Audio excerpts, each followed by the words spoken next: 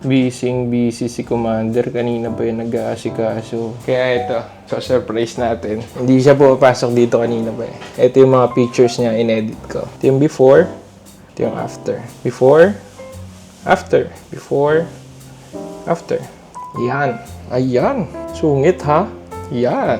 At dahil tapos ko na siya i-edit, ipiprint ko to ngayon. Sobrang hilig ko kasi talaga sa mga pictures at cameras. Kaya nga yung mga tattoo natin, ayan, ang meaning yan, aperture yan ng camera. Ito, ang ibig sabihin nito ay baybayin, maniniyot. Tagalog yon ng photographer. Pasahin ko lang saglit si Jenna, sobrang busy eh. Ito yung gamit kong printer guys. Sobrang hilig ko talaga sa picture, kaya bumili ako ng ganito, maliit na printer. Sabi ko lang kanina, papracticing ko lang tong camera, eh natuwa ako sa mga pictures niya, kaya ipiprint natin yan para. Sobrang hilig ko talaga sa mga photos at mga camera. Bakit? Kasi ang memorya ng tao, nawawala yan. Pero pag may nakikita tayong mga picture na galing sa nakaraan, parang nagpa-flashback lahat at naaalala na natin yung mga nangyari ng mga oras na yon.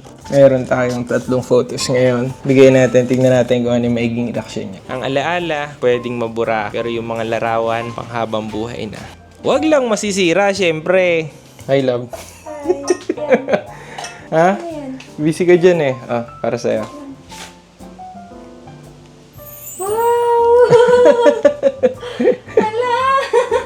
Ang ganda! Gusto mo? Nice one. Thanks, love. Ba't ikaw nagti-thank you? Ako dapat mag-thank you. Eh, ginagawa mo yung pagkain natin eh. I love you. Love you. Wow! Nagustuhan mo? Thanks, love.